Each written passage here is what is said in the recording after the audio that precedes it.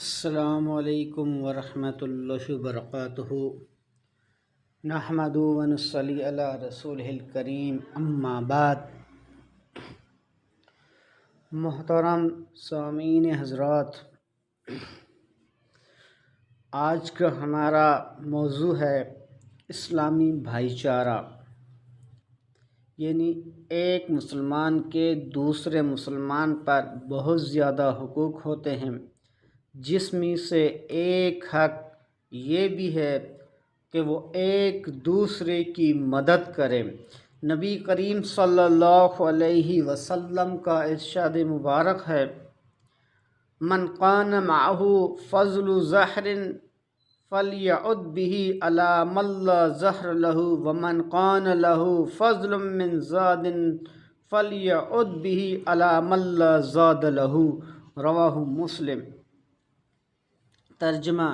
جس آدمی کے پاس اضافی سواری ہو وہ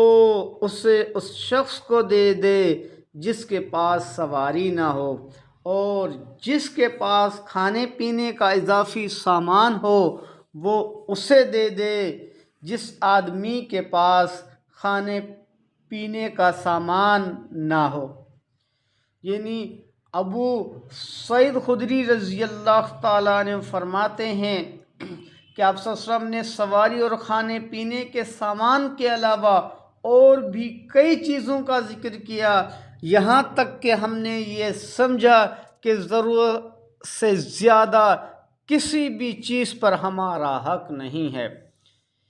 یعنی اللہ کے رسول صلی اللہ علیہ وسلم نے یہ فرمایا کہ ایک مسلمان دوسرے مسلمان کا ہمدرد ہوتا ہے، ایک مسلمان دوسرے مسلمان کی مدد کرے۔ اگر اس کے پاس ضرورت سے زیادہ سامان ہے تو اپنے دوسرے مسلمان بھائی کو دے دے، جس مسلمان بھائی کو اس چیز کی، اس سامان کی ضرورت ہے۔ اسی طرح حضرت انس بن مالک رضی اللہ تعالیٰ عنہ فرماتے ہیں کہ عبد الرحمن بن عوف جب مدینہ ہجرت کر آ گئے، نبی صلی اللہ علیہ وسلم کے پاس آئے تو نبی صلی اللہ علیہ وسلم نے عبد الرحمن بن عوف رضی اللہ تعالیٰ عنہ کا حضرت سعد بن ربیع رضی اللہ تعالیٰ عنہ کے ساتھ بھائی چارہ قائم کیا، کیونکہ حضرت سعد بن ربیع رضی اللہ تعالیٰ عنہ انصاری صحابی تھے جو مدینہ میں رہائش پذیر تھے اور وہ بہت زیادہ مالدار تھے، تو اور حضرت سعد بن ربیع رضی اللہ تعالیٰ عنہ نے بھی حضرت عبد الرحمن بن عوف رضی اللہ تعالیٰ عنہ کو فرمایا کہ میری دو بیویاں ہیں، دیکھیں ایک مسلمان دوسرے مسلمان کے لیے کتنا خیر خواہ ہے، کیا مدد کر رہا ہے۔ کہہ رہا ہے کہ میرے پاس دو بیویاں ہیں، ایک کو طلاق دے دیتا ہوں جس کو آپ پسند فرمائیں، عدت گزارنے کے بعد آپ اس سے شادی کر لیں۔ میرے پاس جتنا مال ہے اس کا آدھا کر لیتے ہیں، آدھا مال تمہارا عبد الرحمن بن عوف اور آدھا مال میرا۔ یہ وہ صحابی ہیں، دیکھیں صحابہ کا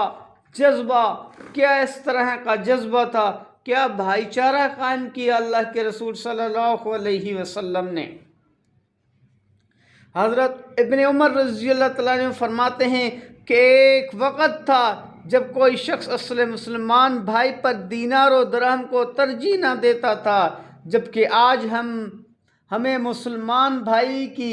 نسبت دینار و درہم زیادہ محبوب ہے۔ یعنی عبداللہ بن عمر کے زمانے میں وہ کیا فرماتے تھے کہ اس سے پہلے کا جو دور تھا، یعنی صحابہ کا جو دور تھا، اللہ کے رسول صلی اللہ علیہ وسلم کا جو زمانہ تھا، اس کے اندر ہم میں سے کوئی بھی مسلمان بھائی نہ کسی دینار کو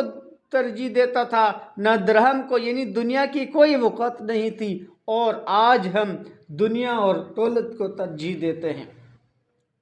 حالانکہ میں نے رسول صلی اللہ علیہ وسلم سے یہ بات سنی تھی، کم من جار معلق بجارہ یوم القیامہ یقول یا ربی ھذا اغلق بابہ دونی فمنع معروفہ، کہ نبی صلی اللہ علیہ وسلم نے فرمایا کتنے پڑوسی قیامت کے روز اپنے پڑوسیوں سے چمٹے ہوئے ہوں گے ان میں سے ہر ایک اپنے پڑوسی کے بارے میں کہے گا اے میرے رب اس نے میرے سامنے اپنا دروازہ بند کر دیا تھا، اس نے میرا اپنا دروازہ بند کر دیا تھا، یعنی نیکی کا مجھے موقع نہیں دیا، میری مشکل وقت میں کوئی مدد نہیں کی، میری مشکل وقت میں کبھی مدد کے لیے نہیں آیا۔ اس حدیث کو امام البانی رحمہ اللہ نے حسن قرار دیا ہے۔ اسی طرح ابن عمر رضی اللہ تعالیٰ عنہ بیان کرتے ہیں کہ ایک صحابی کے گھر میں ایک بکری کا سر تھا، وہ بطور ہدیے کے اپنے ایک پڑوسی کو بھیجا۔ وہ پڑوسی نے سوچا شاید میرا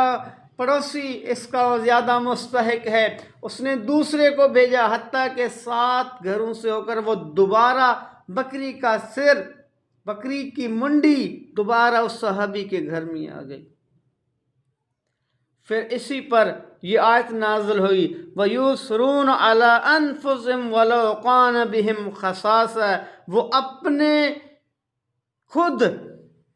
یعنی اپنے اوپر دوسروں کو ترجیح دیتے ہیں حالانکہ وہ خود اس چیز کے مستحق ہیں۔ تو یہ ہے ایک مسلمان کا دوسرے مسلمان پر حق، اور تیسرا مسلمان کا ایک دوسرے مسلمان پر حق کیا ہے؟ خندہ پیشانی سے ملنا۔ اللہ کے رسول صلی اللہ علیہ وسلم فرماتے ہیں لا تحرقن من المعروف شیئا ولو ان القى اخاک بوجہ طلق، تم نیکی کے کسی بھی کام کو حقیر مت جانو، اگر تم سمجھو کہ اپنے بھائی سے خندہ پیشانی سے ملنا ہے تو خندہ پیشانی سے ملا کرو۔ یہ مسلمان کا ایک مسلمان پر حق ہے کہ وہ اپنے مسلمان پر